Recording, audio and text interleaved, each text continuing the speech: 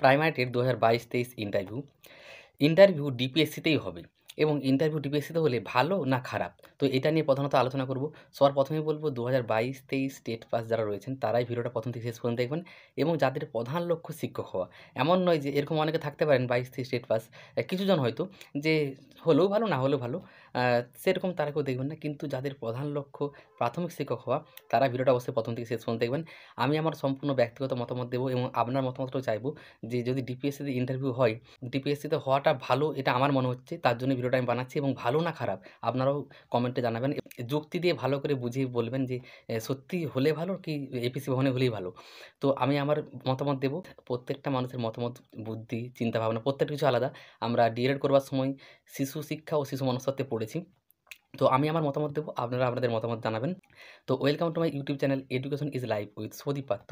শিক্ষাই জীবন। আমরা প্রতিনিয়ত কিছু না কিছু শিখে চলেছি এবং সারা জীবন শিখে চলবো। কারণ শিক্ষার কোনো শেষ নেই। আর ভিডিও শুরু করার আগে আরেকটা কথা বলে রাখি। অনেকে আমার ভিডিওগুলো দেখেন এবং দেখে বলেন যে, এগুলো কেন বানায়? এ কেন ভিডিও বানাচ্ছে? বেকার বানাচ্ছে। এগুলো কি দরকার? প্রতিদিন একই কথা।" ওনারাও কেউ দেখবেন না। আমি ভিডিও বানাই বলেছি নিজে মোটিভেট থাকার জন্য। আরও আমার সাথে কিছুজন যারা জেনুইন ক্যান্ডিডেট, প্রকৃত ক্যান্ডিডেট, প্রধান লক্ষ্য প্রাথমিক শিক্ষক হওয়া, ওনারা যাতে মোটিভেট থাকতে পারি। ইউটিউব থেকে আমার কোনো টাকা কামানোর উদ্দেশ্য নেই। কোনো রকম এখানে কি বলবো? আমি কোর্স বিক্রয় করছি না, ইন্টারভিউ কোর্স বা টেটের ব্যাচের কোর্স। এরকম অনেক ইউটিউবাররা করেন, আপনারা সেটা জানেন। আমি নিজেও সেরকম ইউটিউবকে অনেকগুলোকে ফলো করি না। নিজে একজন টেট পাস ক্যান্ডিডেট। আমি শুধুমাত্র টেটের নিয়ে ভিডিও ছাড়ি দেখবেন। যদি আমার টাকা কামানোর মানে উদ্দেশ্য থাকতো তাহলে আমি আরও অনেক রকমের ভিডিও ছাড়তাম যেগুলো অনেক ইউটিউবার চ্যানেলরা করেন। বিভিন্ন পরীক্ষার। আমি সেগুলো জানি না ঠিকঠাক আমি ছাড়তে যাবো কেন? আমি টেট পাস করেছি, টেটের সম্বন্ধে সমস্ত কিছু জানি, ডিএলএড এর সম্বন্ধে। তার জন্য আমি শুধুমাত্র ডিএলএড এবং টেট এই দুটো নিয়ে ভিডিও ছাড়ি এবং আমার কোনো ধরাবাঁধা নিয়ম নেই যে আমাকে ২ দিন ছাড়া ছাড়তে হবে কি ৫ দিন ছাড়া। গতকাল ছেড়েছি, আজকে ছাড়লে ভিউ হবে না বা এটা করলে বেশি ভিউ হবে না, ওইটা করলে কম ভিউ হবে, এসব আমার কোনো ব্যাপার নেই।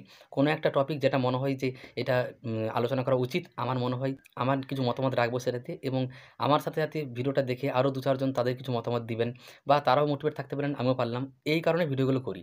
ঠিক আছে? তো যারা এরকম বলেন ফালতু ভিডিও বেকার করছে, কেন করছিস? কি লাভ?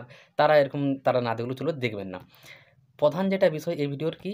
যে ডিপিএসসিতেই ইন্টারভিউ হবে। ডিস্ট্রিক্ট প্রাইমারি স্কুল কাউন্সিলিং প্রত্যেকটা জেলাতেই। এটা আমারও একটা প্রার্থনা বলতে পারি, ভগবানের কাছে প্রার্থনা থাকবে। আমি চাইবো অন্তত যেন ডিপিএসসিতেই হয়। এবার এই কথাটা যখন আমি বলছি, অনেকেই বলবেন যে ডিপিএসসিতে হলে দুর্নীতি হতে পারে। আমি আগে একটা ভিডিও দেখলাম সেখানে একজন কমেন্ট করেছে যে ডিপিএসসিতে হলে আমাকে বলছে আরকি কমেন্টে যে ডিপিএসসিতে হলে কীরকম দুর্নীতি হতে পারে বা কী হতে পারে তোমার কল্পনার বাইরে। তুমি কল্পনা করতে পারছ না। আমার প্রশ্নটা হলো এপিসি ভবনে যেরকমভাবে ইন্টারভিউটা হয় ভিডিওগ্রাফির মাধ্যমে, সিসিটিভি ক্যামেরার মাধ্যমে, সেরকমভাবেই নিরাপত্তা নিয়ে সঠিকভাবে এবং যাতে কোনোরকম কোনো দুর্নীতি না হয় সেরকমভাবে ডিপিএসসিতেও ব্যবস্থা করা হোক। আমি একটা কথা বলি, টেট পরীক্ষা আপনারা প্রত্যেকে জানেন, টেট পরীক্ষা ভাবুন কতগুলো সেন্টার হয়েছিল সারা পশ্চিমবঙ্গের। সারা পশ্চিমবঙ্গে কতগুলো সেন্টারে টেট পরীক্ষা হয়েছিল ২২ এবং ২৩ টেট। কোনোরকম কোনো দুর্নীতি হয়েছে কি? কেউ কিছু করতে পেরেছিল? কোনো কিছু করতে পারেনি। ২৩ এর টেটটাই ভাবুন। মানে মাত্র ৬,০০০ কয়েকজন পাস করেছে। এতজন পরীক্ষা দিয়েছিল ২.৫ লাখের বেশি। টেট পরীক্ষা এতগুলো সেন্টারে ২২-২৩ টেট পাস একই দিনে কোনোরকম কোনো দুর্নীতি ছাড়াই পরীক্ষা হলো। আর এখানে ইন্টারভিউগুলো প্রত্যেকটা জেলাতে মাত্র ২৩ টাই জেলা, ২৩ টা ডিপিএসসি রয়েছে। তো সেক্ষেত্রে প্রত্যেকটা জেলাতে আলাদা, আলাদাভাবে হবে। আমি ধরছি পশ্চিম মেদিনীপুর জেলাতে আমার পশ্চিম মেদিনীপুর জেলা, সেখানে শূন্যপদ রয়েছে ধরুন ৫০০ টা দিয়েছে শূন্যপদ। ক্যান্ডিডেট ফর্ম ফিল আপ করেছে ২,০০০। এমন তো নয় যে ২,০০০ জনকেই একদিনে ডেকে নিল। ২,০০০ জনকে ৪ দিনে ডাকতে পারে ৫০০ জন, ৫০০ জন করে। এবার যদি ভাবুন ৫০-৬০ হাজার ক্যান্ডিডেট যে রয়েছে, প্রায় ৫০-৬০ হাজার, বেশিও হতে পারে, কমও হতে পারে। যদি এপিসি ভবনে হয়, কতদিন লাগবে ইন্টারভিউটা হতে? প্রায় ১.৫ থেকে ২ বছর লেগে যাবে। গতবারের যে ইন্টারভিউটা হয়েছিল ১৪ সালের টেট পাস এবং ১৭ সালের টেট পাস থেকে যে ২৩ সালে ইন্টারভিউটা হলো, ওনাদের কত কম সংখ্যক ক্যান্ডিডেট ছিল, সেই কম সংখ্যক ক্যান্ডিডেটদেরই ৭.৫ মাস প্রায় লেগে গিয়েছিল। ৭.৫ মাস, ৮ মাস লেগে গিয়েছিল। তো সেক্ষেত্রে ৫০-৬০ হাজার যে আমরা ক্যান্ডিডেট রয়েছি, যদি এপিসি ভবনে হয় আচার্য প্রফুল্লচন্দ্র ভবনে, তাহলে ভাবুন এটা প্রায় ১.৫ থেকে ২ বছর লাগবে বা মানে ২.৫ বছরও লেগে যেতে পারে। মানে চাকরি পেতে, পেতে ইন্টারভিউ হয়ে ২৭ সালের শেষের দিক বা ২৮ সালকেও চলে যেতে পারে। তাহলে আমরা এতদিন ধরে ধৈর্য ধরে আছি। ২২ সালের পরে ২৩, ২৪, ২৫ এতদিন পরে ইন্টারভিউর একটা নোটিফিকেশন আসছে। ইন্টারভিউ শুরু হবে হয়তো ডিসেম্বর মাসে ২৫ এর বা জানুয়ারি মাসকেও চলে যেতে পারে। কিন্তু ডিসেম্বর মাসে শুরু হওয়ার সম্ভাবনা রয়েছে। যাই হোক যদি জানুয়ারিতে হোক বা ডিসেম্বরেই হোক ২০২৫ এর, তাহলে যদি এপিসি ভবনে হয় এতজন ক্যান্ডিডেটের ইন্টারভিউ নিতে মানে অনেক দিন লাগবে। ১.৫, ২ বছর, ৩ বছর। এতদিন আমরা ধৈর্য ধরে রয়েছি ২২ সাল, ২৩ সাল, ২৪ সাল, ২৫ সাল। তাহলে আরও ২-৩ বছর কেন অপেক্ষা করব? ডিপিএসসিতেই ব্যবস্থা করা হোক। যেন ডিপিএসসিতেই স্বচ্ছতার সাথে এবং স্বচ্ছতার অস্বচ্ছতার প্রশ্ন কেন এসছে আমি জানি না। প্রথমত আমি টেট পরীক্ষার কথাটাই বললাম যে এতগুলো পরীক্ষা কেন্দ্রে টেট পরীক্ষা হচ্ছে 22-23 টেট, কোনোরকম কোনো দুর্নীতি হয়নি। তাহলে মাত্র 23টা ডিপিএসসিতে ইন্টারভিউ হবে, সেখানে ভিডিওগ্রাফির মাধ্যমে যদি হয়, সিসিটিভি ক্যামেরার মাধ্যমে, কোথায় দুর্নীতি হবে আমি কিছু বুঝতে পারছি না যারা বলছেন। আরেকটা কথা, যেহেতু আমাদের প্রত্যেকের কাছে 22 এবং 23 টেটদের কাছে ওএমআরের কার্বন কপি, ওএমআরের ডিজিটাল কপি, টেট সার্টিফিকেট, প্রত্যেকটার প্রমাণপত্র রয়েছে, কোথায় কে দুর্নীতি করবে আমি কিছু বুঝতে পারছি না। যখন চাকরিটা হয়ে কাউন্সেলিংটা হবে, মানে নাম্বার কি বেশি দিয়ে দেবে, কম দিয়ে দেবে কাউকে, না কীভাবে বলতে চাইছেন আমি বুঝতে পারছি না। যে ডিপিএসসিতে হলে দুর্নীতি হবে, ডিপিএসসিতেও একই রকমভাবে হবে যেরকম এপিসি ভবনে হয়। বরং ডিপিএসসিতে যদি ইন্টারভিউ হয় 2 থেকে 4 মাসের মধ্যেই কিন্তু ইন্টারভিউ নিয়ে নিয়োগ দিয়ে দেওয়া সম্ভব, ঠিক আছে, কাউন্সেলিং করিয়ে।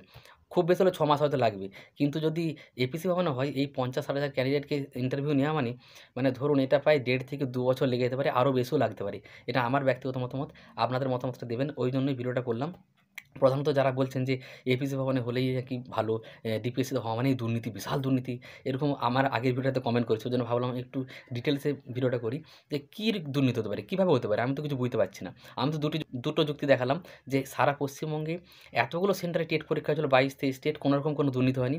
তাহলে মাত্র 23টা জেলাতে 23টা ডিপিএসসিতে ইন্টারভিউ হবে, সেখানে কী করে দুর্নীতি হবে? যদি এপিসি ভবনে যেরকমভাবে হয় সেরকমভাবে ব্যবস্থা নেওয়া হয়, তাহলে দুর্নীতি হওয়ার কোনো প্রশ্ন উঠছে না। আরেকটা দিকেও দেখুন, আমাদের প্রত্যেকটা প্রমাণপত্র রয়েছে, তাই এখানে কোনো রকম কোনো দুর্নীতির প্রশ্নই উঠছে না, ঠিক আছে? এটা আমার ব্যক্তিগত মতামত, আমি আবার বলছি। আরেকটা কথা, আমরা 22 সাল থেকে 22 সালে টেট পরীক্ষা দিয়ে 23, 24, 25 এতদিন পরে নোটিফিকেশন এসছে। আমরা আর কেন চাইবো আরও দীর্ঘমেয়াদী হোক প্রক্রিয়াটা, ইন্টারভিউ হয়ে? এই প্রক্রিয়াটা আর দীর্ঘমেয়াদী হওয়া উচিত নয় বলে আমি মনে করি, হওয়া উচিতও নয়। তো আমরা কেন অপেক্ষা করব? আর যত তাড়াতাড়ি সম্ভব ইন্টারভিউটা হয়ে নিয়োগটা হবে তত তাড়াতাড়ি ভালো। শুধুমাত্র এই কারণে নয় যে ধরুন অনেকের বয়স পেরিয়ে যাচ্ছে 35-এর উপরে, যাদের বয়স, তাদের মানসিক অবস্থাটা ভাবুন।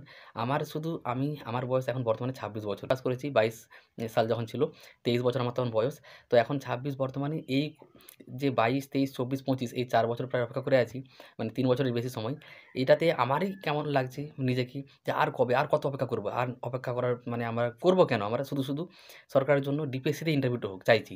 তাহলে যাদের ধরুন 35 এর উপরে বয়স, 30 এর উপরে, 35 উপরে, তাদের মানসিক অবস্থাটা কেমন, সামাজিক দিক দিয়ে, পারিবারিক দিক দিয়ে কেমন একটা চাপ রয়েছে। তো যাই হোক, ইন্টারভিউটা যাতে খুব তাড়াতাড়ি হয় এবং নিয়োগটাও তাড়াতাড়ি হয়, এটাই চাইবো। এবং এটার একমাত্র রাস্তা হলো ডিপিএসসিতে ইন্টারভিউ হওয়া, ডিস্ট্রিক্ট প্রাইমারি স্কুল কাউন্সিলে। কারণ এপিসি ভবনে হলে কিন্তু অনেক সময় লাগবে, 1.5 বছর, 2 বছর, ভোটের সময় আবার 4-5 মাস বন্ধ থাকবে। তাই যাতে ডিপিএসসিতেই হয়, এটা আমি চাইবো, আমার ব্যক্তিগত মতামত। আমিও বরং ঈশ্বরের কাছে প্রার্থনা করব। আমি জানি আমার মতো অনেকেই চাইবেন, আবার অনেকেই দ্বিমত রয়েছে। অনেকেই বলবেন না এপিসি ভবনে হয় ভালো। তো যার যেটা মত। তবে সবথেকে বড় কথা, এটা না বললে নয়, এপিসি ভবনে হোক বা ডিপিএসসিতেই হোক, পশ্চিমবঙ্গ প্রাথমিক শিক্ষা পর্ষদ থেকে যেই নোটিশ দেওয়া হবে, ওনারা যেটা করবেন সেটাই আমাদেরকে মেনে নিতে হবে। সেটাই মেনে নেব। কিন্তু আমি চাইবো যেন ডিপিএসসিতেই হয়, যাতে খুব তাড়াতাড়ি নিয়োগটা হয়, তাড়াতাড়ি ইন্টারভিউটা হয়, নিয়োগটা হয়। ঠিক আছে? এমন নয় যে আমাদের কম বয়স, 30 এর কম বলে, বা যাদের 30 এর উপরে আছে তাদেরই টেনশন হচ্ছে। প্রত্যেকেরই একটা চাইছি আমরা খুব তাড়াতাড়ি যাতে ইন্টারভিউটা হয়ে নিয়োগটা হয়। অনেক দিন ধরে আমরা অপেক্ষা করছি 22 সাল থেকে। আর অপেক্ষা করার কোনো মানে হয় না। ঠিক আছে? তো আপনারা আপনাদের মতামতটা দেবেন। এটা আমি আমার মতামত জানলাম যে অবশ্যই ডিপিএসসিতে হলেও কোনো রকম কোনো দুর্নীতি হবে না। কেন হবে? আরও যারা বলছেন যে দুর্নীতি হবে, আমার তো মনে হয় না দুর্নীতি করার কেউ কোনো সাহস পাবে। অতীতে আপনারা দেখেছেন তারা দুর্নীতি করে তাদের অবস্থা কী হয়েছে। তাই দুর্নীতি আর কেউ করার আ সুযোগও পাবে না, বা দুর্নীতি করার চেষ্টাও করবে না। তো যাই হোক, যাতে ডিপিএসসিতে ইন্টারভিউটা হয় এটাই আমি চাইবো, এবং সেখানে আমার মতে তো কোনো রকম কোনো দুর্নীতি হবে না। অবশ্যই ডিপিএসসিতে হওয়া উচিত, হলেই ভালো। তবে পর্ষদ থেকে যেটাই দিবে নোটিশ, এপিসি ভবনেই হোক বা ডিপিএসসিতে হোক, সেটাই মেনে নিতে হবে। সেটাই মেনে নিয়ে চলবো। এবং যেটা ভিডিওর টপিক নয়, বা যেটা না বললেও নয়, আমি প্রত্যেকের ভিডিওতেই বলি। তাই ডিপিএসসিতেই হোক বা এপিসি ভবনেই হোক, আমাদেরকে লোকের কথায় কান না দিয়ে প্রস্তুতি নিতে হবে, এবং শেষ পর্যন্ত লড়ে যেতে হবে। মানে ইন্টারভিউ দিয়ে চাকরি না পাওয়া পর্যন্ত। কারণ আপনি চাকরি পাওয়ার আগে পর্যন্ত লোকে অনেক কিছু বলবে, যেটা ডিএলএড করার সময় থেকে শুনে আসতে হয়েছে। আমি 2019 সালে ডিএলএড করেছিলাম। আপনারা কে কখন করেছেন জানি না। 19 সালে ডিএলএডে ভর্তি হয়েছিলাম কোর্সে। 19, 20, 21, 22, 23, 24, 25 এই 7 বছর অনেক রকম কথা, নানা রকম নেগেটিভ কথা, ব্যঙ্গ, হাসি, উপহাস, ঠাট্টা অনেক কিছু সহ্য করে এসেছি, এবং সেগুলো আমার সয়ে গেছে। আর কোনো কিছু আমি মনে করি না। তাই ওনারা কিন্তু অনেক কিছুই বলবে। টেট ডিএলএড করার থেকে শুরু করে, ডিএলএড করা, ডিএলএড পাস করা, টেটের নোটিফিকেশন আসা, টেট পরীক্ষা, টেটের রেজাল্ট দেওয়া, টেট সার্টিফিকেট দেওয়া থেকে শুরু করে প্রত্যেকটা জায়গা থেকে বাধা দেওয়ার চেষ্টা করবে। অনেক কিছু বলবে যতদিন না সেগুলো আসবে। যেমন এখন ইন্টারভিউ ফুল নোটিশ আসেনি, বা ইন্টারভিউ হয়ে কাউন্সেলিং হয়নি, চাকরি হয়নি, তো অনেক কিছুই বলবে।